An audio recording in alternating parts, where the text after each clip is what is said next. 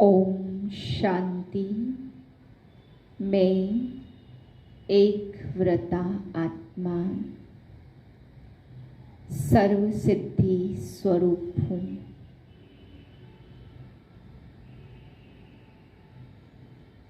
उन्नीस 11/2023 के महावाक्य हैं। अव्यक्त बाप दादा रिवाइज है 3/4/96 सन की।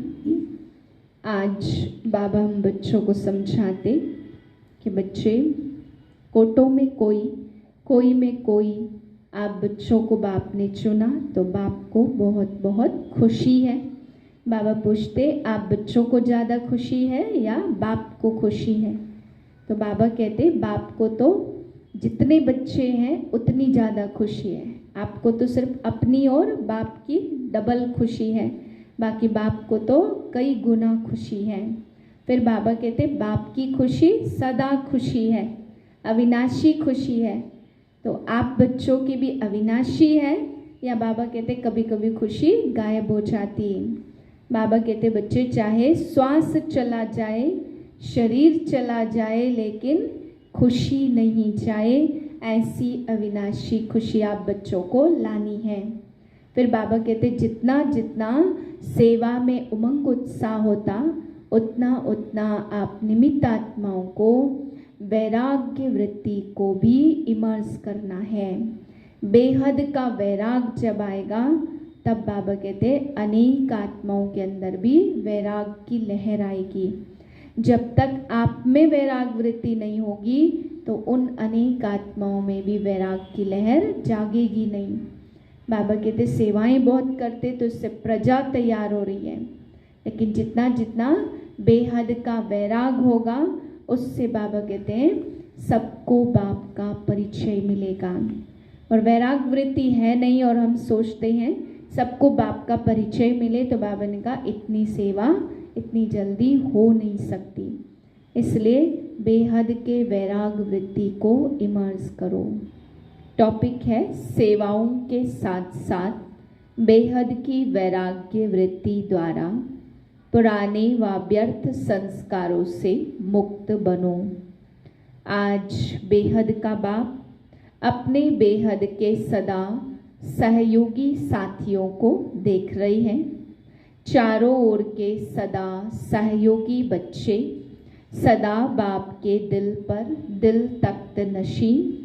निराकार बाप को अपना अकाल तख्त भी नहीं है, लेकिन तुम बच्चों को कितने तख्त हैं? तो बाप दादा तख्त नशीन बच्चों को देख सदा हर्षित रहते हैं। वाह मेरे तख्त नशीन बच्चे, वाह।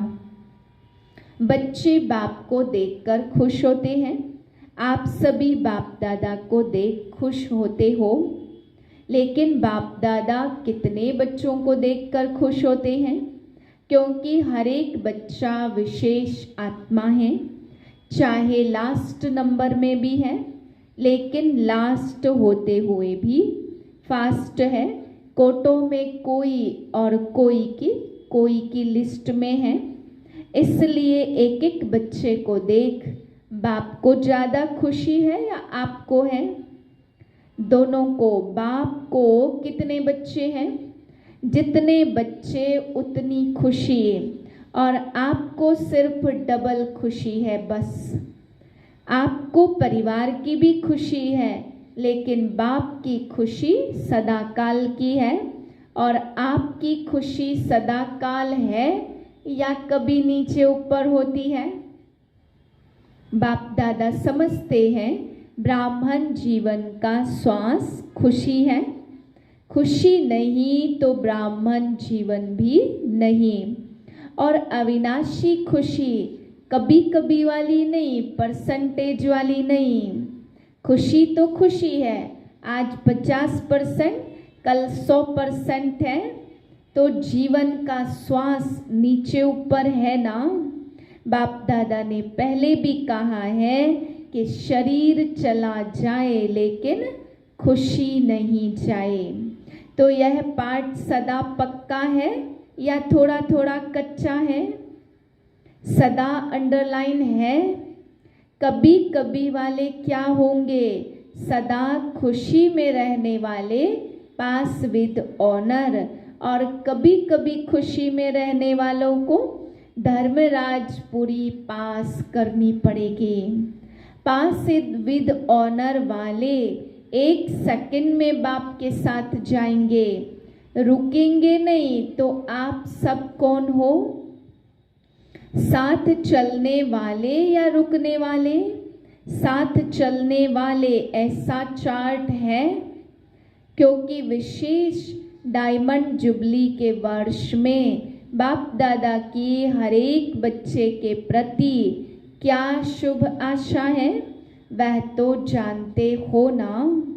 बाप दादा तो सभी बच्चों का चार्ट देखते, उसमें क्या देखा कि वर्तमान समय के प्रमाण एक बात का विशेष और अटेंशन चाहिए। जैसे सेवा में बहुत उमंग उत्साह से आगे बढ़ रहे हो और डायमंड जुबली में विशेष सेवा का उमंग उत्साह है, समय समीप है, इसमें पास हो, हर एक यथाशक्ति सेवा भी कर रहे हैं और करते रहेंगे। लेकिन अब विशेष क्या चाहिए? समय समीप है तो समीपता के अनुसार अब कौन सी लहर होनी चाहिए? वैराग्य की। कौन सा वैराग्य? हद का या बेहद का? जितना सेवा का उमंग उत्साह है उतना समय की आवश्यकता प्रमाण स्वस्थिति में बेहद का वैराग्य कहाँ तक है? क्योंकि आपके सेवा की सफलता है जल्दी से जल्दी प्रजा तैयार हो जाए, इसलिए सेवा करते हो ना। तो जब तक आप निमित्त आत्माओं में बेहद की वैराग्य वृत्ति नहीं है तो अन्य आत्माओं में भी वैराग्य वृत्ति नहीं आ सकती। और जब तक वैराग्य वृत्ति नहीं होगी तो जो चाहते हो कि बाप का परिचय सबको मिले वह नहीं मिल सकता। बेहद का वैराग्य सदा काल का वैराग्य है। अगर समय प्रमाण व सरकमस्टांस प्रमाण वैराग्य आता है तो समय नंबर 1 हो गया और आप नंबर 2 हो गए। परिस्थिति या समय ने वैराग्य दिलाया, परिस्थिति खत्म, समय पास हो गया तो वैराग्य हो गया। तो उसको क्या कहेंगे? बेहद का वैराग्य या हद का वैराग्य? तो अभी बेहद का वैराग्य चाहिए। अगर वैराग्य खंडित हो जाता है तो उसका मुख्य कारण है देह भान।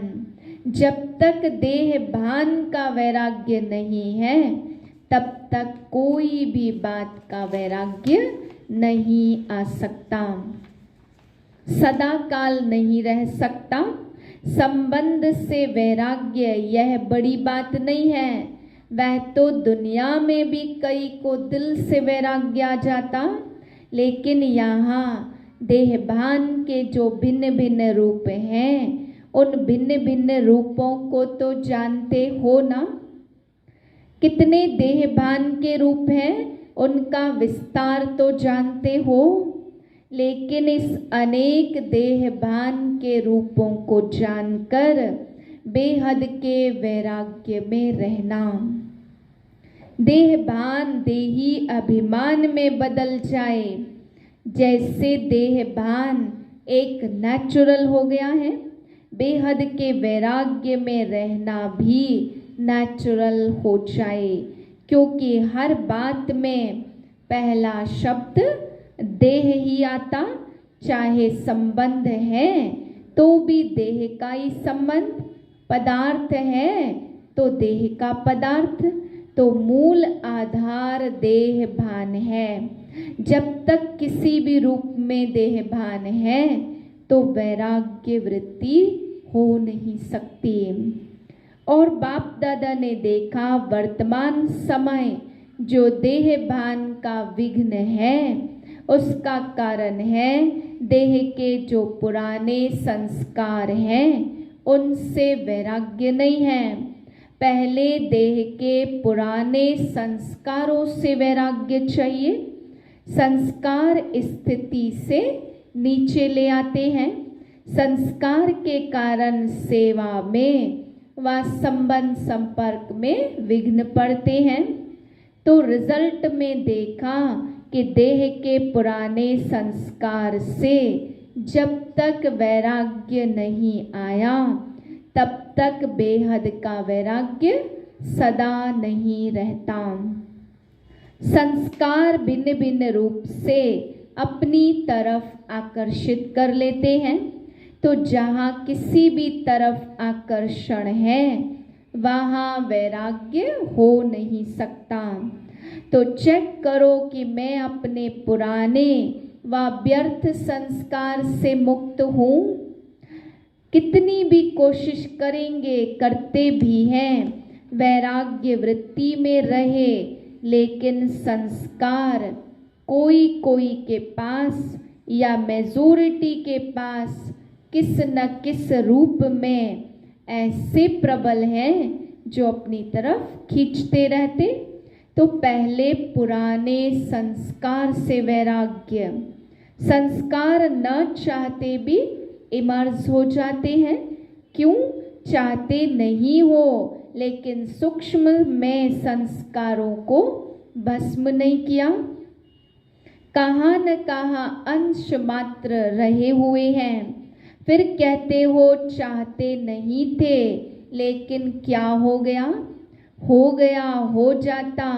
यह कौन बोलता? देहभान या देही अभिमान? तो बाप दादा ने देखा संस्कारों से वैराग्य वृत्ति में कमजोरी है।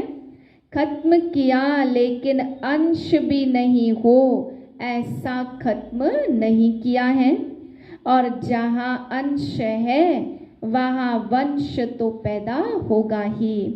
आज अंश और समय प्रमाण वंश का रूप ले लेता, परवश कर देता। उस समय किसी से भी पूछो तो कहेंगे हाँ, समझती तो मैं भी हूँ, समझता तो मैं भी हूँ। होना नहीं चाहिए, करना नहीं चाहिए, लेकिन हो जाता है।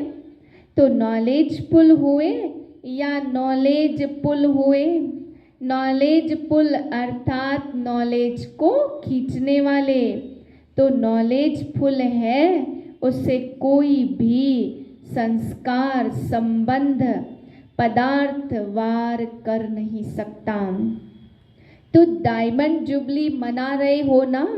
डायमंड जुबली का अर्थ है डायमंड बनना, अर्थात बेहद के वैरागी बनना।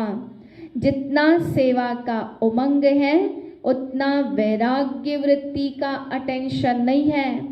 इसमें अलबेलापन है, चलता है, होता है, हो जाएगा, समय आएगा तो ठीक हो जाएगा। तो समय आपका शिक्षक है या बाबा शिक्षक है?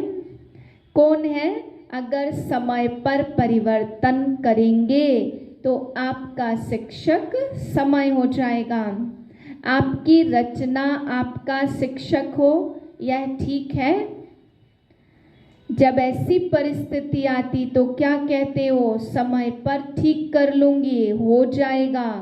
बाप को भी दिलासा देते, फिक्र नहीं करो, हो जाएगा, समय पर बिल्कुल आगे बढ़ जाएंगे।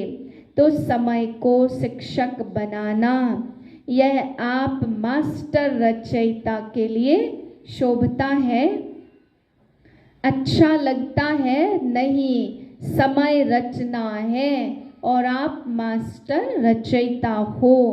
तो मास्टर रचयिता का शिक्षक बने, यह मास्टर रचयिता की शोभा नहीं है। वैराग्य वृत्ति इमर्ज करो, क्योंकि सेवा की खींचतान में वैराग्य वृत्ति खत्म हो जाती। वैसे सेवा में खुशी भी मिलती, शक्ति भी मिलती, प्रत्यक्ष फल भी मिलता, लेकिन बेहद का वैराग्य खत्म भी सेवा में ही होता है। इसलिए अब अपने अंदर इस वैराग्य वृत्ति को जगाओ।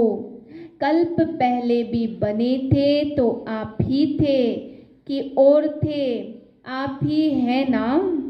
सिर्फ मर्ज है उनको इमर्ज करो। जैसे सेवा के प्लान को प्रैक्टिकल में इमर्ज करते हो तब सफलता मिलती है।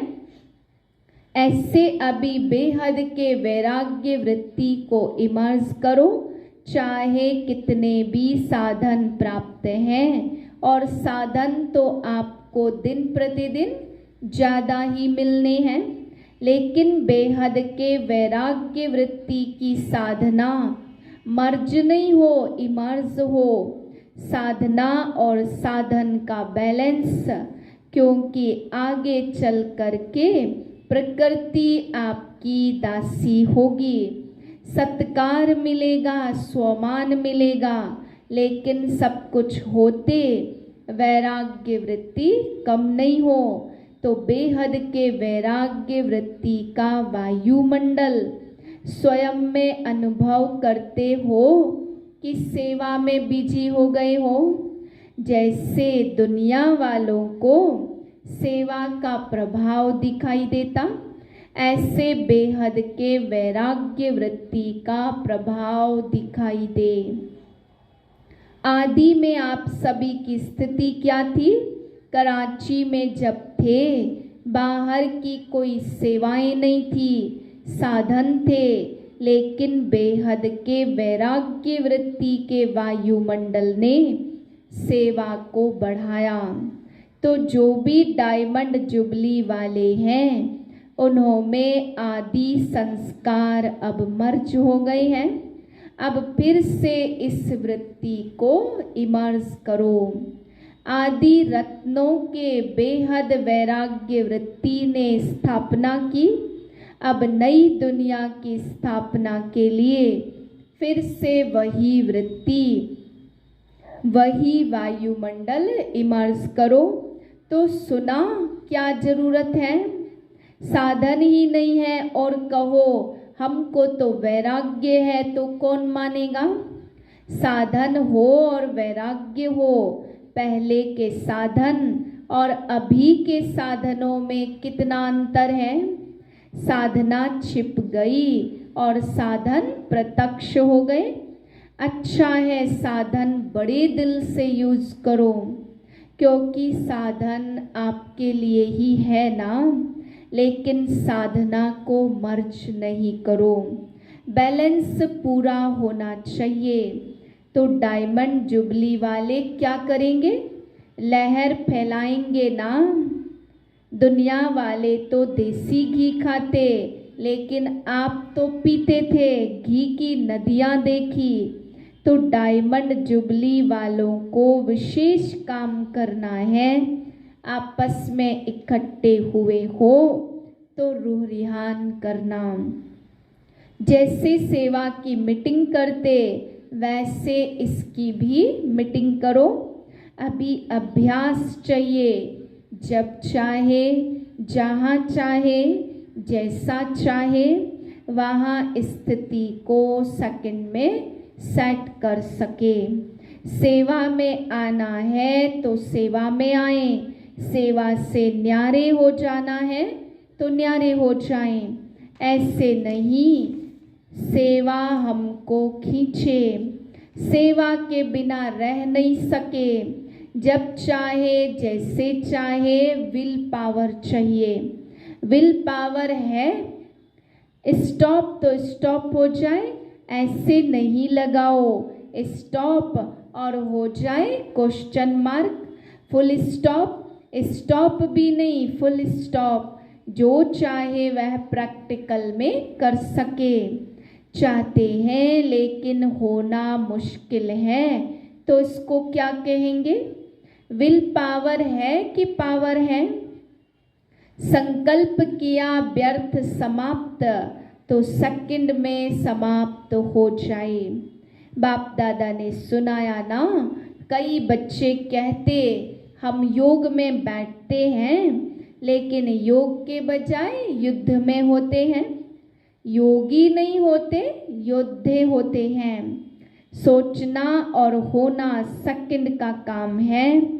तो चंद्रवंशी बने या सूर्यवंशी, इसको कहते हैं विल पावर। विल पावर है कि प्लान बहुत अच्छे बनाते, लेकिन प्लान बनते हैं 10 और प्रैक्टिकल में 5। ऐसे तो नहीं होता। सोचते बहुत अच्छा, यह करेंगे, यह होगा, लेकिन प्रैक्टिकल में अंतर पड़ जाता। अमृत वेले जब बाप से रोहरियान करते तो बहुत अच्छी अच्छी बातें बोलते हैं, यह करेंगे, और जब रात होती तो क्या रिजल्ट होती? बाप को खुश बहुत करते, बातें इतनी मीठी मीठी करते हैं, इतनी अच्छी अच्छी करते, बाप भी खुश हो जाता। वाह मेरे बच्चे, कहते हैं बाबा बस आपने जो कहा ना होना ही है, हुआ पड़ा है। बहुत अच्छी अच्छी बातें करते। कई तो बाप को इतना दिलासा देते हैं कि बाबा हम नहीं होंगे तो कौन होगा, बाबा कल्प कल्प तो हम ही थे। खुश हो जाते। पीछे बैठने वाले अच्छी तरह से सुन रहे हो ना, आगे वाले से पहले पीछे वाले करेंगे। बैठे पीछे हो लेकिन सबसे समीप दिल पर हो। क्यों? क्योंकि दूसरे को चांस देना यह सेवा की है ना, तो सेवाधारी सदा बाप के दिल पर है। ऐसे नहीं सोचना कि हम भी अगर दादियाँ होती ना तो जरा सा, लेकिन सामने तो क्या दिल पर हो। और दिल भी साधारण दिल नहीं, तख्त है, तो दिल तख्त नशीन हो। कहाँ भी बैठे हो, चाहे इस कोने में, चाहे नीचे बैठे हो, चाहे केबिन में बैठे हो, लेकिन बाप के दिल पर हो। अच्छा, चारों ओर के तख्त नशीन श्रेष्ठ भाग्यवान आत्माएं सदा बेहद के वैराग्य वृत्ति से वायुमंडल बनाने वाली विशेष आत्माएं, सदा अपने श्रेष्ठ विशेषताओं को कार्य में लगाने वाले विशेष आत्माएं, सदा एक बाप के साथ और श्रीमत के हाथ को अनुभव करने वाले समीप आत्माओं को बाप दादा का याद प्यार और नमस्ते। हम रूहानी बच्चों की रूहानी बाप को याद प्यार नमस्ते। वरदान है, एक व्रता के राज को जान, वरदाता को राजी करने वाले सर्व सिद्धि स्वरूप भाव। वरदाता बाप के पास अखुट वरदान है, जो जितना लेने चाहे खुला भंडार है। ऐसे खुले भंडार से कई बच्चे संपन्न बनते और कोई यथाशक्ति संपन्न बनते। सबसे ज़्यादा झोली भरकर देने में भोलानाथ वरदाता रूप ही है। सिर्फ उनको राजी करने की विधि जान लो तो सर्व सिद्धियां प्राप्त हो जाएंगी। वरदाता को एक शब्द सबसे प्रिय लगता, एक व्रता। संकल्प स्वप्न में भी दूजा व्रता ना हो, वृत्ति में रहे मेरा तो एक दूसरा न कोई। जिसने इस राज को जाना उसकी झोली वरदानों से भरपूर रहती है। स्लोगन है, मनसा और वाचा दोनों सेवाएं साथ साथ करो तो डबल फल प्राप्त होता रहेगा। ओम शांति।